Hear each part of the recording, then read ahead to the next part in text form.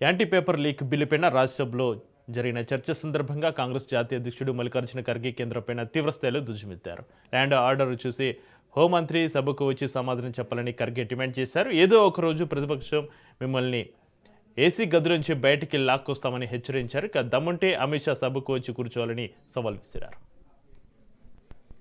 उच्च शिक्षा संस्थानों की संख्या 70,000 से ज्यादा है, जिसमें करीब 4 करोड़ 50 लाख छात्र दाखिला लेते हैं, लेकिन SC/ST के बीच एनरोलमेंट आज भी राष्ट्रीय औसत से एवरेज से कम है. डिसेबिलिटी वाले छात्रों की मौजूदगी 0.12 है. सभापति जी, ये उस सोच का सिंबल है जो शिक्षा को सबका अधिकार नहीं बल्कि कुछ लोगों का विशेष अधिकार मानती है. सरकार की नीतियां बार बार उस मनुवादी सोच की याद दिलाती है जिसका उल्लेख मनुस्मृति में मिलता है, और वहां पर मैं संस्कृत तो उतना ठीक ढंग से पढ़ नहीं सकता, लेकिन उसका ट्रांसलेशन मैं आपको पढ़ा के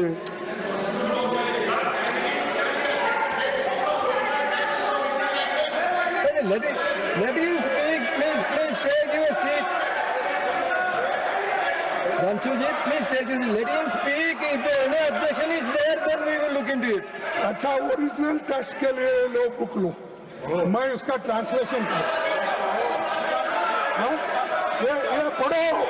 ये पढ़ो इसमें. आप तो अरे आप तो Pawan Kiraji, you take your seat. ये मनुस्मृति है, पढ़ो इसको. मैं देता हूं मैं आपको, तो इसीलिए Pawan Kiraji, please take. Sir, Your member is shouting. When your leader is speaking, why you are shouting? आप इतना मेरे को टाइम दे रहे, धन्यवाद करने के बाद इंटरफियर कर रहे उनको. Authenticate what खड़गे ji has said. Sir, Jairam Ramesh ji बहुत विद्वान व्यक्ति हैं.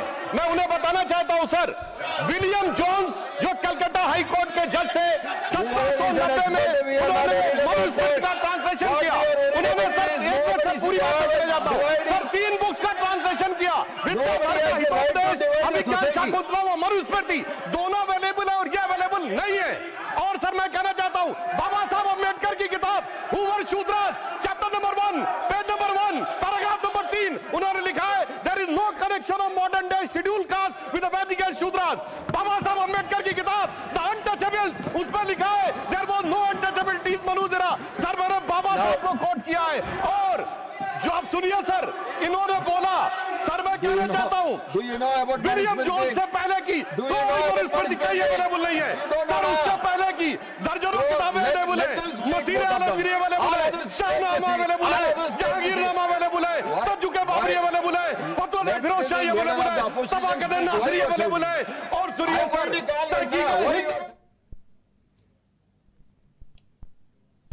జాతీయ గేయం వందే మాతరాన్ని అవమానించడం లేదా దాని గానానికి ఆటంకం కలిగించడానికి నేరంగా పరిగణించే కీలక బిల్లుకు లోక్సభ ఆమోద ముద్ర వేసింది. జాతీయ గౌరవ పరిరక్షణ బిల్లు 2026ను ప్రతిపక్షాల నిరసనల మధ్య సభ ముజువాని ఓటుతోటి ఆమోదించింది. ఇక అంతకుముందు జూలై 29న ఈ బిల్లు రాజ్యసభలో ఆమోదం పొందింది. ఇప్పటి వరకు జాతీయ జెండా, రాజ్యాంగం, జాతీయ గీతం, జనగణమనకు మాత్రమే ఉన్న చట్టపరమైన రక్షణ ఇకపైన వందే మాతరం గేయానికి వర్తించనుంది. నూతన నిబంధనల ప్రకారం ఎవరైనా ఉద్దేశపూర్వకంగా వందే మాతరం గానానికి ఆటంకం కలిగించినా లేదా దానిని అవమానించినా గరిష్టంగా 3 ఏళ్ల జైలు శిక్ష, జరిమానా లేదా 2 విధించే అవకాశం కూడా ఉంటుంది.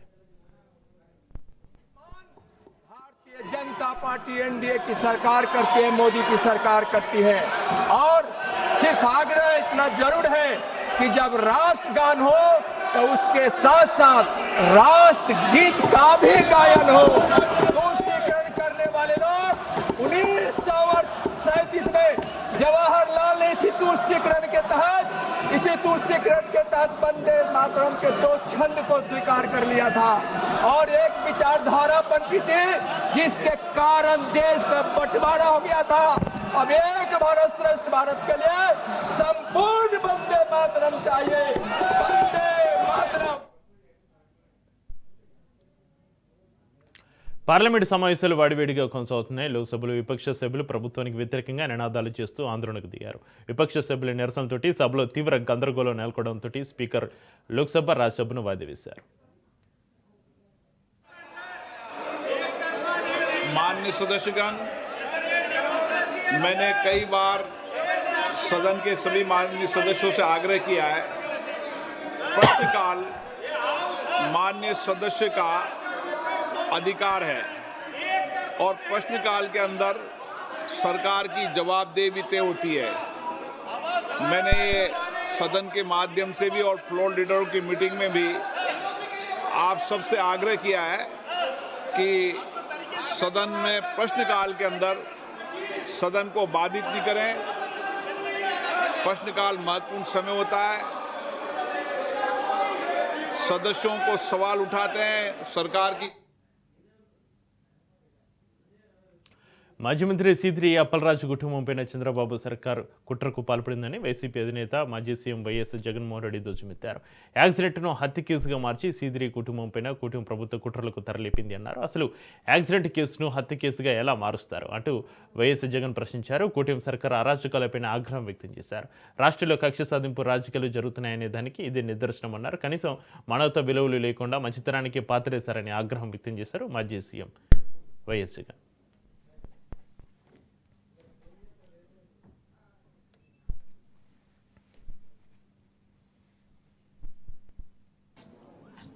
నేను టికెట్ వైఎస్ఆర్సీపీ తరఫున టికెట్ ఇస్తే ప్రజల ఆశీర్వాదాలతో ఎమ్మెల్యేగా అయ్యాడు.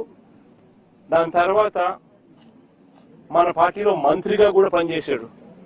అంటే ఒక బీసీ నాయకుడు, ఒక అతి సామాన్యమైన కుటుంబం నుంచి వచ్చి కష్టపడి చదివి మంచి డాక్టర్గా పేరు తెచ్చుకొని ఒక ఎమ్మెల్యే అయి ఒక మంత్రి అయి ఒక బీసీ నాయకుడిగా తాను ఎదిగితే అలాంటి మనిషిని ఫినిష్ చేయడం కోసం, క్యారెక్టర్ అసాసినేట్ చేయడం కోసం ఒక తప్పుడు కేసును, ఒక యాక్సిడెంట్ను ఒక కుట్రగాను ఒక హత్యగాను దాన్ని వక్రీకరించి మలచి తన కెరీర్ను నాశనం చేయాలని, తన క్యారెక్టర్ను అసాసినేట్ చేయాలని, అప్పలరాజును నాశనం చేయాలి అని చెప్పి ఇంత దుర్మార్గపు ఆలోచన, ఆ దుర్మార్గపు ఆలోచన చేసే దాంట్లో కూడా కనీసం ఈ 18 ఏళ్ల పిల్లాడు, ఈ పిల్లోడి జీవితం నాశనం అవుతుందని కూడా కనీసం చంద్రబాబు నాయుడు ఆలోచన చేయడం లేదంటే నిజంగా అడుగుతా ఉన్నా. 80 ఏళ్ల వయసు వస్తా ఉంది చంద్రబాబు నాయుడు. మనిషి అన్నం తింటున్నాడా, గడ్డి తింటున్నాడా అని అడుగుతా ఉన్నా. అంటే ఏం తప్పు చేసినాడు ఈ పిల్లోడు? ఒక యాక్సిడెంట్ జరిగింది, పొరపాటున జరిగింది. జరిగిన దానికి నిజంగా మనుషుల్లో ఎవరైనా ఉంటే వీళ్ళతో వాళ్ళతో ఇద్దరితో కూర్చోబెట్టుకొని పొరపాటు జరిగిందమ్మా, కాంపెన్సేషన్ ఇంతకన్నా ఇంత ఎక్కువ ఇస్తామమ్మా, నీ కుటుంబాన్ని పూర్తిగా మేమే అన్ని రకాలుగా చూసుకుంటామమ్మా అని చెప్పి వీళ్ళతో భరోసా ఇప్పించాలి. నిజంగా అప్పలరాజు కూడా ఆ పని కూడా చేయడానికి కూడా ముందు కూడా పోయినాడు పాపం, మంచి ఉద్దేశంతో మంచి మనసుతోనే. ఇప్పుడు వీళ్ళు ఏం చేస్తా ఉన్నారు? దీన్ని రాజకీయం చేసి చెడగొట్టి వాళ్ళకి జరిగే మంచి కూడా జరగకోకుండా రాజకీయంగా ఒక యాదవ్ మంత్రిని ఇంటికి పంపించి ఒక యాదవ్ను అప్పలరాజు అంటే ఓ మత్స్యకారుడు, ఈ పిల్లోడు 18 ఏళ్ల పిల్లోడు కుట్ర చేసినాడంట, హత్య చేసినాడంట అని ర్యాలీలు. ఎప్పుడు జరగని విధంగా 10 ఫిషింగ్ హార్బర్లు, 4 పోర్ట్లు మన హయాంలో 6 ఫిష్ ల్యాండింగ్ సెంటర్లు మనం ప్లాన్ చేస్తే కట్టడం మొదలెడితే ఈ మనిషి వచ్చిన తర్వాత ఏం చేస్తా ఉన్నాడు? ఇదే శ్రీకాకుళం జిల్లాలోనే మూలపేట పోర్టు ఎవరు మొదలు పెట్టినారు?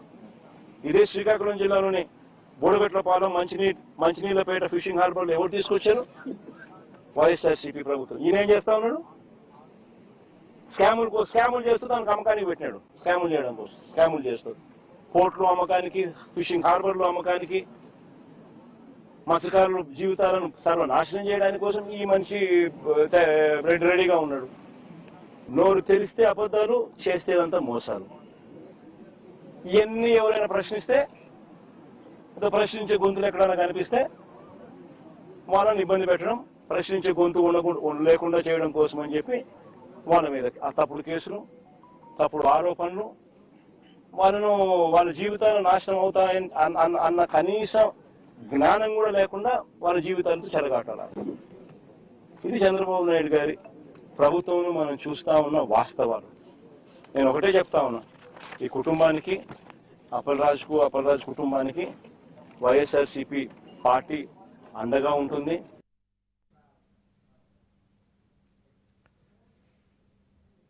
తెలంగాణలో విద్యా ప్రమాణాల పెంపుపైన సీఎం రేవంత్ కీలక వ్యాఖ్యలు చేశారు. ఎలాంటి అనుమానం లేకుండా 2034 వరకు తాను ముఖ్యమంత్రిగా కొనసాగుతానని సీఎం రేవంత్ రెడ్డి స్పష్టం చేశారు. వచ్చే 5 ఏళ్లలో విద్యా వ్యవస్థను పూర్తిగా మార్చివేస్తారని రేవంత్ రెడ్డి ధీమా వ్యక్తం చేశారు.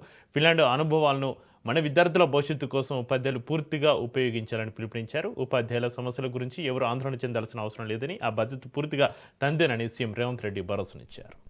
14 నుంచి ఎవ్రీ ఇయర్ డౌన్ఫాల్. ఇంతకుముందు యోగిత డేటా చూపిస్తుంది. ఎవ్రీ ఇయర్ 50,000, 60,000, 70,000 పిల్లలు dropouts from government schools. Last 4 years graph పెరగడం భారతదేశంలోనే, నాట్ ఓన్లీ ఇన్ తెలంగాణ. ఈ సంవత్సరం 1,00,000కు పైగా ప్రభుత్వ పాఠశాలల్లో ప్రైవేట్ స్కూళ్ళ నుంచి మానేసి లేదా పిల్లలు వచ్చి ప్రభుత్వ పాఠశాలల్లో చేరిండ్రు. 28వ స్థానం ఉన్న తెలంగాణ రాష్ట్రం విద్యలో 18వ స్థానానికి వచ్చింది 2 సంవత్సరాలు మీరు కష్టపడితే. ఈ రోజు కొంతమంది అంటున్నారు, నిన్న కొందరు మాట్లాడుతూ ఉంటే తెలంగాణలో విద్యాశాఖకు పూర్తి స్థాయిలో మంత్రి లేడు, అర్జెంటుగా రేవంత్ రెడ్డి గారు పూర్తి స్థాయి మంత్రిని విద్యాశాఖకు నియమించాలని. నేను మిమ్మల్ని అడుగుతున్నా, పర్ఫామ్ చేసినందుకు నేను విద్యాశాఖ నుంచి తొలగాలా? లేకపోతే నర్సరీ, ఎల్కేజీ, యూకేజీ ఇంట్రడ్యూస్ చేసి నర్సరీ నుంచి 12th క్లాస్ వరకు బ్రేక్ఫాస్ట్ ఇచ్చినందుకు నేను తొలగాలనా? లేదంటే 14 సంవత్సరాలు మీ ప్రమోషన్స్, మీ ట్రాన్స్ఫర్స్ లేకపోతే 23,000 మందికి ప్రమోషన్లు ఇచ్చి 30,000 పైగా టీచర్లను ట్రాన్స్ఫర్స్ చేసినందుకు విద్యాశాఖ మంత్రిగా నేను తొలగాలనా? రాబోయే 10 సంవత్సరాలు ఇన్స్టిట్యూషన్స్ వాళ్ళే నిర్వహిస్తామని టాటాను తీసుకొచ్చి ఐటీఐలను ఏటీసీలుగా మార్చినందుకు ఈరోజు విద్యాశాఖ మంత్రిగా నేను రాజీనామా చేయాలనా? మన ఓరియంటేషన్ మారినంత వరకు ఇది మారదు. As a political executive I have to take responsibility. అందుకే ఈరోజు విద్యాశాఖ నా దగ్గర పెట్టుకున్నా. చాలా మంది గతంలోనైనా సాగునీరు పెట్టుకున్నాడు, 80,000 పుస్తకాలు చదివాడు, కాళేశ్వరం కట్టాడు, 3 ఏళ్లలో కూలేశ్వరం అయింది. నేనేం తీసుకోలేదే, అది రెవెన్యూ ఏం తీసుకోలేదు. అంతకుముందు రెవెన్యూ వాళ్ళ దగ్గర ఉన్నాడు, రెవెన్యూ నా దగ్గర లేదే, ఫైనాన్స్ నా దగ్గర లేదే, ఐటీ అండ్ ఇండస్ట్రీస్ నా దగ్గర లేదే. ఏం తీసుకున్నాను నేను? విద్యాశాఖ తీసుకున్నాను. రోజు తిట్లు తినాలి, కానీ ఆ తిట్లు పడకుండా ఉండాలంటే కాపాడాల్సింది మీరే. లేదు అంటే మీరు అందరు కలిసి తీర్మానం అనేది చేరి ఎవరికైనా ఇస్తాం, మీరు కోరుకున్న వాళ్ళకి ఇస్తా శాఖ. 2006లో జిల్లా పరిషత్ మెంబర్గా నాకు అవకాశం ఇస్తే 17 సంవత్సరాలలో తెలంగాణ రాష్ట్ర ముఖ్యమంత్రిని చేసింది. మీరందరూ నాకు అండగా నిలబడితే వచ్చింది. దీంట్లో ఇంతకంటే అవ్వడానికి కూడా ఏం లేదు, ఇంతకంటే నా కోరికలు కూడా లేవు. మీరు సొంతంగా ఆలోచన చేసుకోండి. మీరే నాయకులను తయారు చేసేది కూడా మీరే. 5 సంవత్సరాలు మేము పేద విద్యార్థుల కోసం, ప్రభుత్వ పాఠశాలకు వచ్చే పిల్లల కోసమే మేము అంకితం అవ్వదలుచుకున్నాము. 5 సంవత్సరాల తర్వాత మేము వెనక్కి తిరిగి చూసుకుంటాం. ఒకవేళ ఏమైనా కోల్పోతే మా రేవంత్ అన్న దగ్గర పోయి మేము కొట్లాడి తెచ్చుకుంటామని మీరు మనసులో పెట్టుకోండి. 34 వరకు సీఎం రేవంత్ రెడ్డి పైన మాజీ మంత్రి జగదీష్ రెడ్డి ఆగ్రహం వ్యక్తం చేశారు. ఇంజనీరింగ్ విద్యార్థులు క్రిమినల్ వేస్ట్ అంటూ సీఎం రేవంత్ రెడ్డి చేస్తున్న కామెంట్స్ పైన వారు మండిపడ్డారు. విద్యార్థులే కాదు క్రిమినల్ వేస్ట్, నువ్వే ఈ రాష్ట్రానికి క్రిమినల్ వేస్ట్ అని సీఎం రేవంత్ రెడ్డి పైన ఫైర్ అయ్యారు. రేవంత్ రెడ్డి లాంటి మూర్ఖుడిని విద్యాశాఖ మంత్రిగా ఉంచినందుకు 250 మంది బలి తీసుకున్నాడు. ఇక రేవంత్ రెడ్డి లాగా కేసీఆర్ మాటలు చెప్పలేదు, పనిచేసి చూపించారన్నారు జగదీష్ రెడ్డి. ఇక్కడ అప్పచెప్పిపోయింది. వాస్తవానికి క్రిమినల్ కేసులు రేవంత్ మీద పెట్టాలి. ఇవాళ ఇంతమంది చచ్చిపోయినందుకు బాధ్యతగా ఇన్ని కేసులు రేవంత్ మీద పెట్టాలి. ఇన్ని క్రిమినల్ శిక్షలకు బాధ్యుడు, అర్హుడు రేవంత్. ముఖ్యమంత్రినే కాదు, విద్యాశాఖ మంత్రికి కూడా. కేవలం విద్యాశాఖ నీ దగ్గర పెట్టుకోవడం వల్ల జరుగుతున్న దుర్మార్గం. ఇంకేం మాట్లాడతాడు? ఆ మంత్రులకైనా సో ఉండాలి. ఎవరికైనా ఇస్తే ఖరాబ్ చేస్తారు అంటే ఇప్పుడు మిగతా శాఖలను ఖరాబ్ చేస్తున్నట్టే కదా. ఎవరికైనా ఇస్తే ఖరాబ్ చేస్తాడని నా దగ్గర పెట్టుకున్నా. ఇప్పుడు ఇచ్చిన శాఖల వాళ్ళందరూ కూడా ఖరాబ్ చేసే మంత్రులని అర్థం. మరి వాళ్ళకి ఎందుకు సోయలేదో? ఈయన పెట్టుకునే 2 విద్యాశాఖ, ఈ కథ హోంశాఖ, రోజుకొక రేపు, రోజుకొక మర్డర్. మున్సిపాలిటీ మొత్తం బంధు, అభివృద్ధి బంధు, పర్మిషన్లు బంధు, కమిషన్లు. సిగ్గుండాలి చెప్పుకోవడానికి, ఏదన్నా మాట్లాడడానికి. కానీ మూర్ఖులకి ఏం తెలుస్తుంది విద్య విలువ? చెత్తవాగుడు, ఉత్తవాగుడు తప్ప ఒక పైసా పని వీళ్ళు వచ్చిన తర్వాత ఇవో గిది విద్యాశాఖలో నేనంటూ ఇది చేసిన అని చెప్పడానికి ఒక్క పైసా పని ఏమన్నా చేసిన పనిలా విషాహారంతో రోజుకొకరు. నిన్నగాక మొన్న కూడా ఎన్నో చదివినాం. 20 మంది పిల్లలు ఏదో హాస్టల్లో వీళ్ళ విషాహారం గురి. ఒక్క రోజు అంటే ఒక రోజు ఉందా? అప్పుడు పట్టించుకున్న వాడు లేడు. కానీ చలనం ఉందా? 200 మంది పిల్లలు చచ్చిపోతుంటే నీ మీద నమ్మకంతో కదా తల్లిదండ్రులు చెప్పిపోయింది, నీకు అక్కడ అప్పచెప్పిపోయింది. వాస్తవానికి క్రిమినల్ కేసులు రేవంత్ మీద పెట్టాలి. ఇవాళ ఇంతమంది చచ్చిపోయినందుకు బాధ్యతగా ఇన్ని కేసులు రేవంత్ మీద పెట్టాలి. ఇన్ని క్రిమినల్ శిక్షలకు బాధ్యుడు, అర్హుడు రేవంత్. ముఖ్యమంత్రినే కాదు, విద్యాశాఖ మంత్రికి కూడా. కేవలం విద్యాశాఖ నీ దగ్గర పెట్టుకోవడం వల్ల జరుగుతున్న దుర్మార్గం. ఇంకేం మాట్లాడతాడు? ఆ మంత్రులకైనా సో ఉండాలి. ఎవరికైనా ఇస్తే ఖరాబ్ చేస్తారు అంటే ఇప్పుడు మిగతా శాఖలను ఖరాబ్ చేస్తున్నట్టే కదా. ఎవరికైనా ఇస్తే ఖరాబ్ చేస్తాడని నా దగ్గర పెట్టుకున్నా. ఇప్పుడు ఇచ్చిన శాఖల వాళ్ళందరూ కూడా ఖరాబ్ చేసే మంత్రులని అర్థం. మరి వాళ్ళకి ఎందుకు సోయలేదో? ఈయన పెట్టుకునే 2 విద్యాశాఖ, ఈ కథ హోంశాఖ, రోజుకొక రేపు, రోజుకొక మర్డర్. మున్సిపాలిటీ మొత్తం బంధు, అభివృద్ధి బంధు, పర్మిషన్లు బంధు, కమిషన్లు. సిగ్గుండాలి చెప్పుకోవడానికి, ఏదన్నా మాట్లాడడానికి. రాజన్న సిరిసిల్ల జిల్లాలో చేనేత వైభవాన్ని చాటేలా సర్వాంగ సుందరంగా తీర్చిదిద్దిన రగుడు జంక్షన్ ప్రజలకు అందుబాటులోకి వచ్చింది.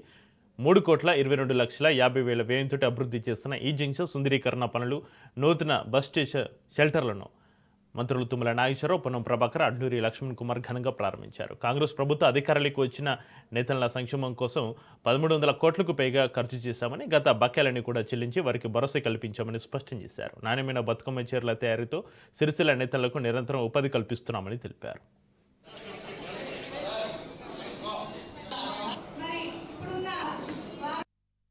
ఈ ప్రభుత్వానికి అనేక సమస్యలు ఉన్నప్పటికీ గౌరవ ముఖ్యమంత్రి గారు రైతానికి ఇచ్చినటువంటి అవకాశాన్ని నేతలకు కూడా ఇవ్వండి, ఎంత కష్టమైనా పర్వాలేదు.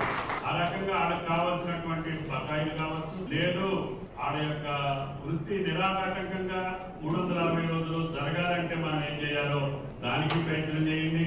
ఆడకు కావాల్సినటువంటి భద్రతతో పాటు, బీమాతో పాటు, భరోసాతో పాటు ఆడకి ఏ రకమైనటువంటి హామీలు కావాలో, అవకాశాలు కావాలో ఆడ కల్పించాలని చెప్పి మీకున్నటువంటి బకాయిలతో పాటు 1,360 కోట్లు ఈ నేతలకు ఇచ్చినటువంటి ఏకైక ప్రభుత్వం తెలంగాణ ప్రభుత్వం రేవంత్ రెడ్డి గారు.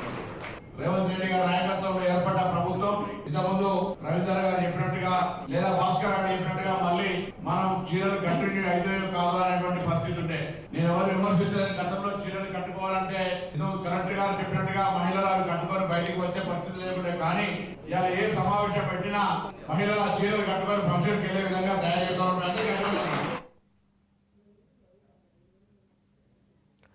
ఏపీలో సూపర్ ఎల్నినో ప్రభావం సాగునీటి సంక్షేమంపైన ప్రభుత్వం అప్రమత్తమైంది. రైతుల అవగాహన పెంచాలని క్షేత్రస్థాయిలో ప్రత్యక్ష సమావేశాలు నిర్వహించి ప్రస్తుత పరిస్థితులను వివరించాలని ఉప ముఖ్యమంత్రి పవన్ కళ్యాణ్ అధికారులకు సూచించారు.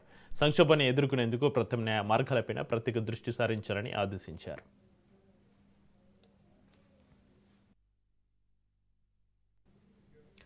ఈ నేపథ్యంలో నీటిపారుదల శాఖ మంత్రి నిమ్మల రామనాయుడు ఉప ముఖ్యమంత్రి పవన్ కళ్యాణ్ను కలిసి సూపర్ ఎల్నినో పరిస్థితులపైన చర్చించారు. అలాగే ఏలేరు రిజర్వాయర్ నుంచి కాకినాడ జిల్లాకు 1000 క్యూసెక్ల నీటిని విడుదల చేసేందుకు పవన్ కళ్యాణ్కు మంత్రి నిమ్మల రామనాయుడు కృతజ్ఞతలు తెలియజేశారు.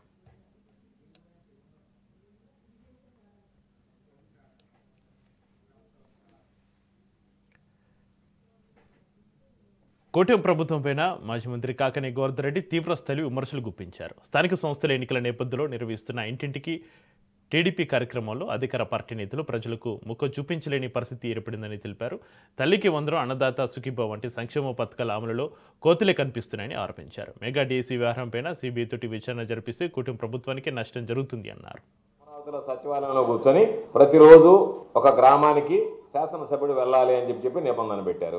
ఈ శాసనసభ్యులు చూస్తుంటే ఆ కాగితాలు ఎత్తుకొని ఓడలోకి పోతే వాళ్ళ తలుపులు మూసేసే పరిస్థితి ఏర్పడింది. ఏమి చెప్పాలో పాలుపోనటువంటి స్థితిలో ఉన్నారు. గ్రామానికి వెళితే ఇదిగో ఈ కుటుంబానికి ఇది చేసాం, ఈ గ్రామానికి ఇది మేలు చేసాం, ఈ ఊర్లో రోడ్లు వేయించాం, ఈ ఊర్లో డ్రైన్ ఇచ్చాం, ఈ ఊర్లో మంచినీళ్ళు ఇచ్చాం, లేదా ఇంతమందికి అధికంగా ఈ ప్రభుత్వం వచ్చిన తర్వాత పెన్షన్ ఇచ్చాం, లేదా ప్రభుత్వం ఇచ్చినటువంటి సూపర్ 6, సూపర్ 7 హామీలు అమలు చేశాం, ఇదో ఆడబిడ్డ నిధి కింద 1500 ఇస్తానని చెప్పి మేము అంతకు ముందు గతంలో వచ్చి మీకు కరపత్రాలు పంపిణీ చేశాం. ఇదిగో ఈ రోజు ఆడబిడ్డ నిధికి సంబంధించి 1500, 18,000 లెక్కన సంవత్సరానికి 2 సంవత్సరాల్లో ఈ 36,000 రూపాయలు మీ చేతుల్లో పెట్టాం కాబట్టి మరలా మాకు మీ ముఖం, మీ నవ్వు మొహం చూపించడానికి వచ్చాము, చూడడానికి వచ్చామని చెప్పో, లేదా నిరుద్యోగులు ఉంటే 3,000 రూపాయలు నిరుద్యోగ వృత్తి ఇస్తాను, సంవత్సరానికి 36,000 ఇచ్చాం కాబట్టి ఇదిగో మీ దగ్గరికి వచ్చి ఈ 36,000 రూపాయలు ఇచ్చామని చెప్పుకోవడానికి వచ్చాము. తల్లికి వందనం అందరికి ఇస్తామన్నారు. దాదాపుగా 1 కోటి మందికి ఇచ్చేటువంటి పరిస్థితి లేదు.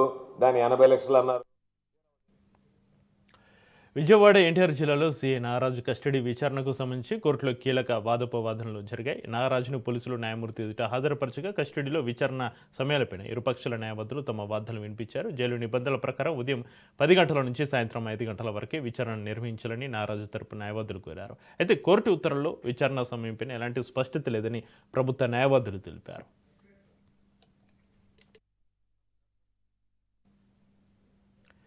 భోగాపురం అంతర్జాతీయ విమానాశ్రయం ప్రారంభోత్సవం కోసం ఆగస్టు 1న ప్రధాని నరేంద్ర మోడీ రానున్న నేపథ్యంలో ప్రభుత్వం ప్రత్యేక ఏర్పాట్లు చేపట్టింది. ప్రధానికి గిరిజనుల సాంప్రదాయ నృత్యం దింసతో ఘన స్వాగతం పలికేందుకు సన్నాహాలు జోరుగా సాగుతున్నాయి. ఈ కార్యక్రమం కోసం అల్లూరి సీతారామరాజు జిల్లా అరకు ప్రాంతానికి చెందిన గిరిజన కళాకారులు ముమ్మరంగా సాధన చేస్తున్నారు.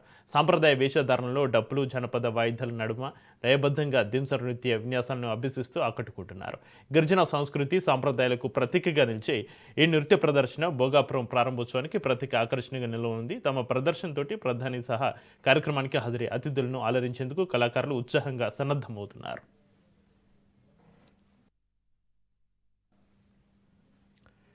తెలంగాణ వ్యాప్తంగా వర్షాలు దంచుకొడుతున్నాయి. రానున్న రోజుల్లో తెలంగాణలో భారీ నుంచి అతి భారీ వర్షాలు కురిసే అవకాశం ఉందని భారత వాతావరణ శాఖ తీవ్ర హెచ్చరికలు జారీ చేసింది. ముఖ్యంగా ఉత్తర తెలంగాణ జిల్లాలపైన వాన ప్రతాపం చూపించే అవకాశం ఉండడంతో ఆ జిల్లాలకు రెడ్ అలర్ట్ ప్రకటించింది. ఆదిలాబాద్, కొమరంభీం, ఆసిఫాబాద్, నిర్మల్, మంచిర్యాల జిల్లాలో అత్యంత భారీ వర్షాలు కురుస్తాయని అధికారులు హెచ్చరిస్తున్నారు. ఇక నిజామాబాద్, కామారెడ్డి, పెద్దపల్లి, ములుగు జిల్లాలకు వాతావరణ శాఖ ఆరెంజ్ అలర్ట్ జారీ చేయగా కరీంనగర్, జగిత్యాల, భూపాలపల్లి తదితర జిల్లాలను భారీ వర్షాలు పడే అవకాశం ఉందని తెలిపింది. మరోవైపు రాజధాని హైదరాబాద్తో పాటుగా దానికి ఆనుకుని ఉన్న రంగారెడ్డి, మేడ్చల్ జిల్లాలకు వాతావరణ శాఖ ఎల్లో అలర్ట్ జారీ చేసింది. దక్షిణ తెలంగాణ జిల్లాలో మాత్రం తేలికపాటి నుంచి మోస్తరు వర్షాలు కురుస్తాయని ఐఎండీ అంచనా వేస్తుంది. లోతట్టు ప్రాంతాల ప్రజలు అప్రమత్తంగా ఉండాలని, అత్యవసరమైతే తప్ప ఇళ్ల నుంచి బయటకు రావద్దని వాతావరణ శాఖ అధికారులు సూచిస్తున్నారు.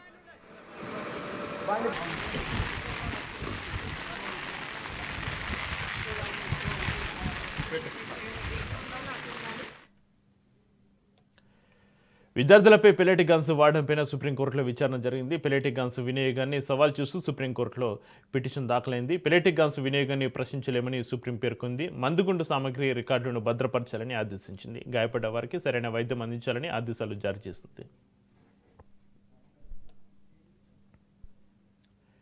కేంద్ర ప్రభుత్వంపై కేంద్ర హోంమంత్రి అమిత్ షాపై యువనేత అభిజిత్ దీప్కే తీవ్ర ఆరోపణలు చేశారు. తనను బీజేపీలో చేరాలని బెదిరింపులు వస్తున్నాయని ఆరోపించిన ఆయన ఢిల్లీ పోలీసులు కేంద్ర హోంమంత్రి అమిత్ షాకే నివేదిక ఇస్తారని, పెల్లెటి గన్స్ వినియోగంపై ఆయనకు తెలియకపోతే హోంమంత్రిగా విఫలమైనట్టేనని వ్యాఖ్యానించారు.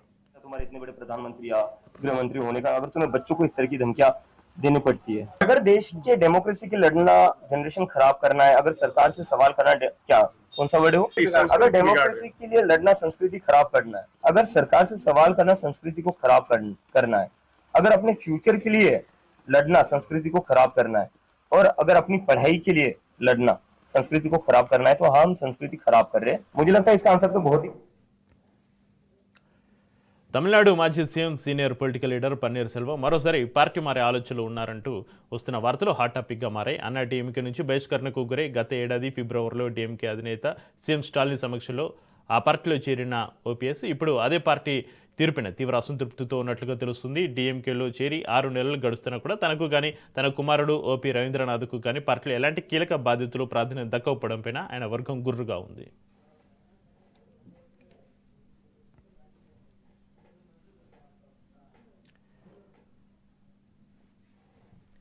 పశ్చిమాసియాలో మరోసారి యుద్ధ మేఘాలు కమ్ముకుంటున్నాయి. అమెరికా, ఇరాన్ మధ్య ఉద్రిక్త పరిస్థితులు మరింత తీవ్రమవుతున్నాయి. అమెరికా స్థావరాలపైన ఇరాన్ క్షిపణుల వర్షం కురిపిస్తుంది. ఈజిప్టు పోర్టులో ఉన్న అమెరికా నౌకపైన డ్రోన్ దాడి కలకలం రేపింది. ఇదే సమయంలో ఇరాక్లో అమెరికా, సౌదీ సంయుక్త బలగాలు చేపట్టిన దాడుల్లో 20 మంది మిలిటెంట్లు హతమయ్యారు. మృతుల్లో ఇరాక్ సైనిక సలహాదారులు కూడా ఉన్నట్లుగా తెలుస్తోంది. ఈ పరిణామాల నేపథ్యంలో అమెరికా మాజీ అధ్యక్షుడు డొనాల్డ్ ట్రంప్ ఇరాన్కు ఘాటైన హెచ్చరికలు జారీ చేశారు. ఇరాన్ రెచ్చగొట్టే చర్యలు కొనసాగిస్తే తీవ్ర పరిణామాలు తప్పవని, అవసరమైతే ఇరాన్ను ఘోరంగా దెబ్బతీస్తామని ట్రంప్ వార్నింగ్ ఇచ్చారు.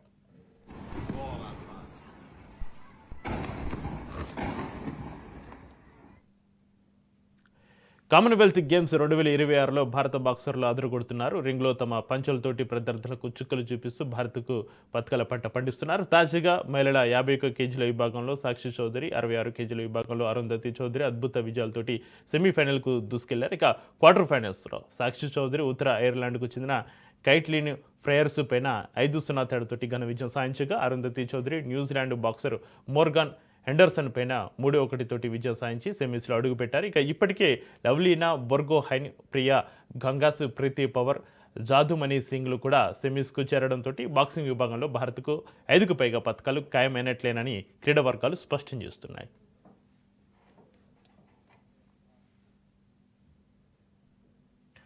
దేశీ స్టాక్ మార్కెట్స్ లాభాలతోటి మూసాయి. పశ్చిమాసియాలో నెలకొన్న భౌగోళిక ఉధృత పరిస్థితులపైన ఇన్వెస్టర్లు అప్రమత్తంగా వ్యవహరించడంతో రోజంతా ట్రేడింగ్ పరిమిత శ్రేణిలో సాగింది. ఆటో రంగ షేర్లకు వచ్చిన కొనుగోలు మార్కెట్కు మద్దతుగా నిలిచే సెన్సెక్స్ 273 పాయింట్స్ పెరిగి 77,928 వద్ద స్థిరపడింది. ఇక నిఫ్టీ 66.95 పాయింట్స్ లాభపడి 24,317 వద్ద మూసింది. రోజంతా ఒడిదుడుకులు కనిపించినా చివరిలో కొనుగోలు పెరగడంతో సూచీలు గ్రీన్లో నిలిచాయి.